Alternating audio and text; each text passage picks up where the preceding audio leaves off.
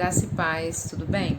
Eu quero compartilhar uma porção da palavra de Deus com você sobre a temática religião versus evangelho. É um assunto que não se esgota facilmente. Eu comecei a ler esse livro, tá? E dei ele como indicação para vocês. E a gente vai vir falando sempre que puder sobre algo correlacionado a esse tema, tá? Mas hoje eu quero só dar uma pauta acerca do assunto. Vamos ler João, Evangelho de Jesus Cristo segundo escreveu João, capítulo por número 8, versículo 36, que vai nos dizer assim: Se, pois, o Filho vos libertar, verdadeiramente sereis livre. Pois se o Filho vos libertar, verdadeiramente sereis livre. No 32 vai dizer que conhecereis a verdade vos libertará. E aí eu não sei se você conhece o texto de Gálatas. Paulo, quando escreve aos Gálatas, no capítulo 5, é um texto fantástico e riquíssimo, que vai falar sobre as obras da carne, sobre o fruto do Espírito, e vai também nos dar uma direção quanto à liberdade que nós temos em Cristo Jesus. Vai dizer assim: firmemo-nos, portanto, na liberdade com que Cristo nos libertou. Não nos submetemos outra vez ao jugo da servidão ou da escravidão. Eis que eu, Paulo, vos declaro que se vós fordes circuncidados, de nada vos servirá Cristo. E testifico novamente a todo homem que for circuncidado, ele está obrigado a obedecer toda a lei. Cristo torna-se efeito para vós que procurais a justiça. Cristo torna-se sem efeito para vós que procurais a justificação pela lei. Vós decaístes da graça. Porque nós, pelo Espírito, aguardamos a esperança da justiça pela fé. Porque em Cristo Jesus, nem a circuncisão, nem a incircuncisão valem de nada, mas sim a fé que opera pelo amor. Correis bem, quem, pois, vos atrapalhou para não obedecestes à verdade? Esta persuasão não vem daquele que vos chama. Um pouco de fermento leveda toda a massa. Tenho confiança em vós, por meio do Senhor, que de maneira alguma mudareis de opinião, mas aquele que vos perturbar será julgado por isso, seja quem for. E eu, irmãos, se ainda prego a circuncisão, porque então ainda sofro perseguição, assim a ofensa da cruz teria cessado. Bom seria que fossem cortados aqueles que vos perturbam. Porque vós, irmãos, fostes chamados à liberdade. Apenas não useis da liberdade para a ocasião da carne, mas para servir uns aos outros em amor. Porque toda a lei é cumprida em uma só palavra, mesmo nisso, amarás o teu próximo como a ti mesmo. Mas se vós mordais uns aos outros e devorais uns aos outros, vedes que não acabais por destruir uns aos outros.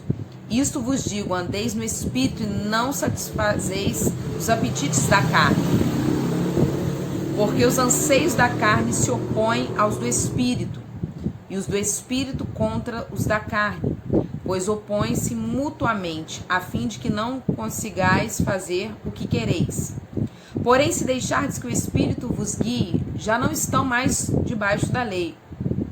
Ora, as obras da carne são manifestas aqui pelo adultério, fornicação, impureza, lascívia, idolatria, feitiçaria, ódio, discórdia, rivalidade, ira, porfia, rebeliões, heresias, invejas, homicídios, bebedices, orgias e outras coisas semelhantes a essas.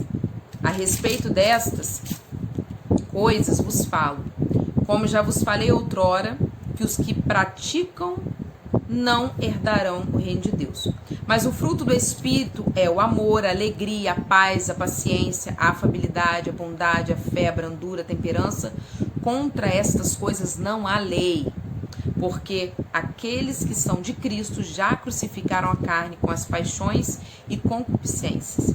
Se vivemos pelo Espírito, andemos também no Espírito. Não sejamos ávidos da vanglória, provocando uns aos outros ou invejando uns aos outros. Irmãos, se algum homem for surpreendido em uma falta, vós que sois espirituais, restaurai o seu irmão no espírito de mansidão, considerai-vos vós mesmos, para que também não sejais tentados, suportais os fardos uns dos outros, para que a lei de Cristo seja cumprida, porque se algum homem pensar ser alguma coisa, quando nada é, engana a si mesmo. Porém que cada homem prove a sua própria obra, e então poderá gloriar-se em si mesmo e não em outro. Porque cada um deve carregar o seu próprio fardo. Que aquele que é instruído na palavra transmita aquele a quem ensina todas as coisas boas.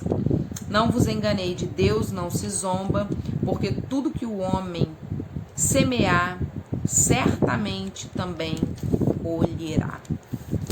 Esse texto de Gálatas é fantástico.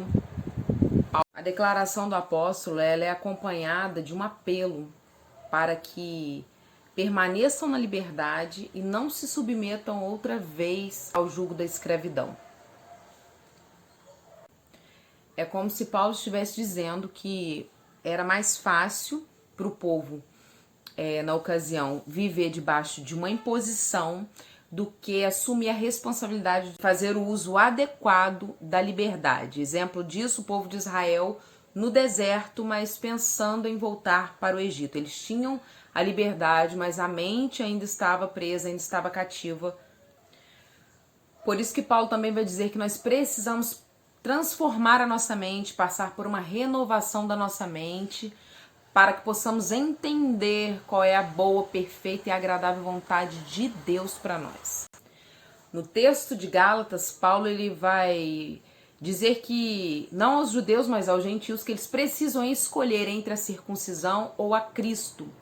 Por quê? Porque não era costume dos gentios a circuncisão. E uma vez que o fizessem, eles estariam cometendo esse rito apenas significar uma tentativa deliberada de alcançar mérito próprio, adotando assim um comportamento legalista para buscar a justificação nas obras.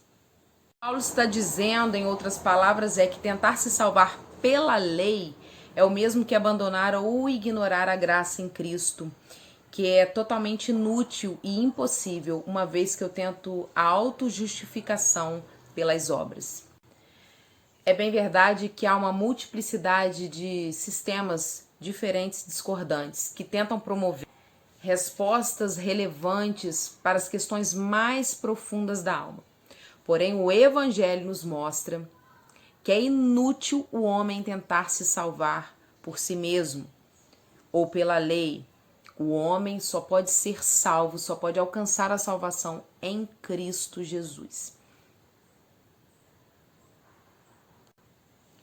Por isso não se trata de mérito humano, para que ninguém se glorie, mas sim pela graça. É um favor imerecido e é pela fé, é dom de Deus. Paulo ele vem combatendo isso e combatendo também o comportamento dos fariseus, assim como Jesus sempre combateu a religiosidade, o comportamento do farisaísmo. Por quê?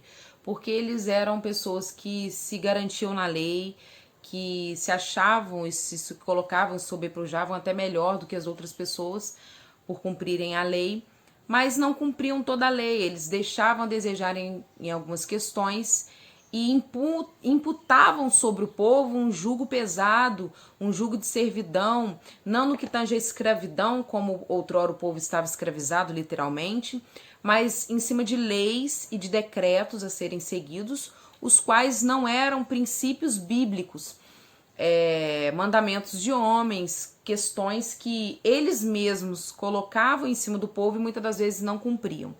Então Jesus ele veio debatendo isso aí e dizendo que ele cumpriu toda a lei nele mesmo, Cristo cumpriu a lei nele. Então nós temos que entender qual é a diferença que há entre religiosidade e evangelho.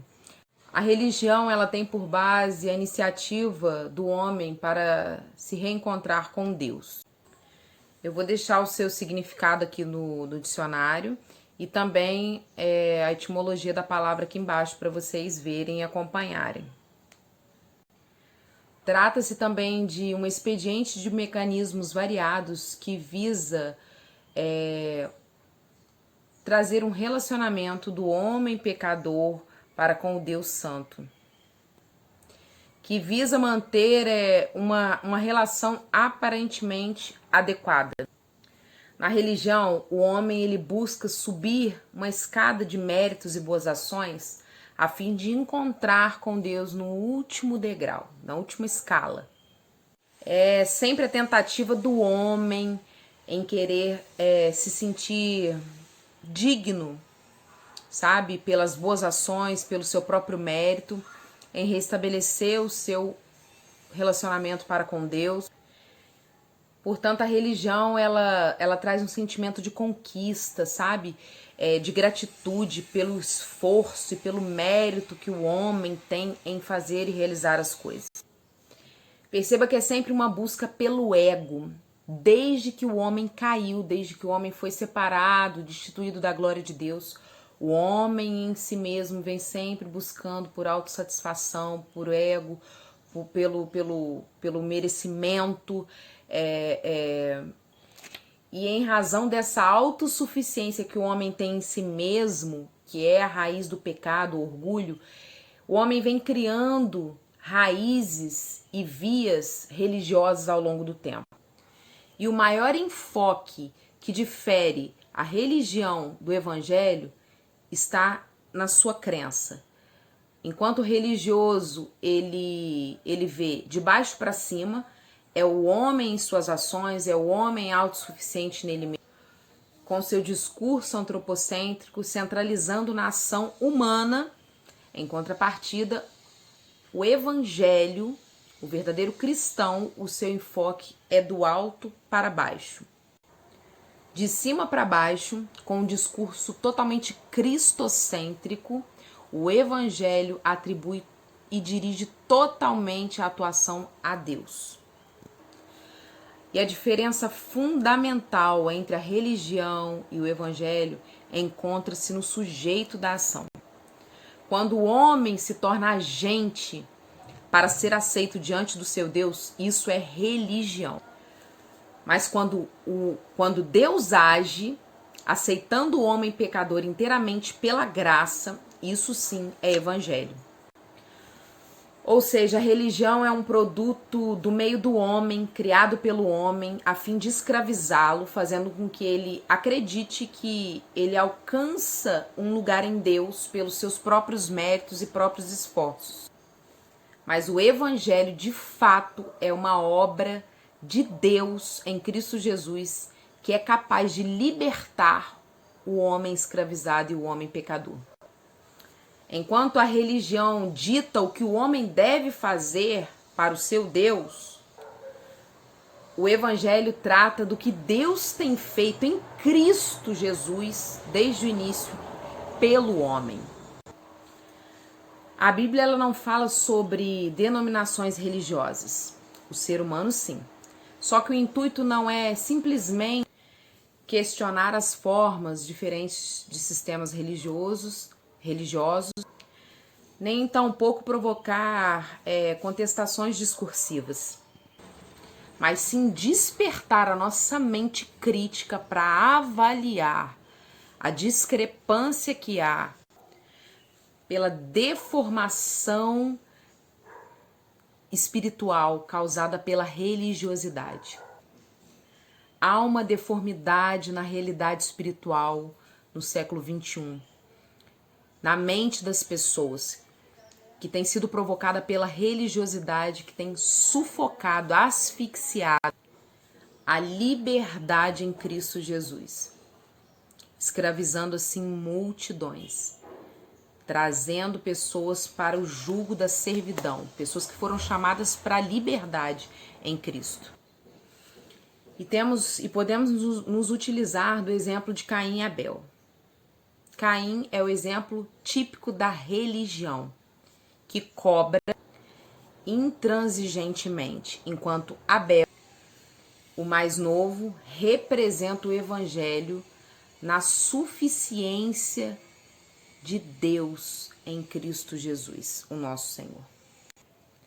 Portanto, Jesus Cristo é o único que sem pecado algum assume a responsabilidade do transgressor, trazendo para ele o pecado que era nosso, nos justificando assim, então, por meio do seu sacrifício. Então, fuja da religiosidade, fuja de todo sistema que te aprisiona em um jugo de servidão, porque Cristo nos chamou para a liberdade. E como Paulo disse, a liberdade não é para darmos ocasião à carne, às obras da carne, às obras do pecado, não, mas sim para vivermos em liberdade em Cristo Jesus e, como disse o texto em Gálatas, assistindo ao nosso próximo, amando o nosso próximo como a nós mesmos. Muitas das vezes nós evidenciamos as obras da carne somente como o pecado do adultério, a lascívia, a pornografia e tantas outras coisas, mas ali está também a ira, a contenda, o ódio, tantas coisas que corriqueiramente religiosos, falsos crentes que estão dentro da igreja, vestidos como crentes, falando como crentes, mas que são transfigurados de fariseus, são crentes vestidos de crentes, mas que são fariseus em seu comportamento, eles estão cometendo essas obras da carne, falando mal, tratando com leviandade os outros, fazendo discursos que não são pautados à luz da palavra de Deus, discursos heréticos, enfim. Isso tudo são obras da carne e é o que Deus condena. Então, entenda essa diferença para que você não caia nesse engano.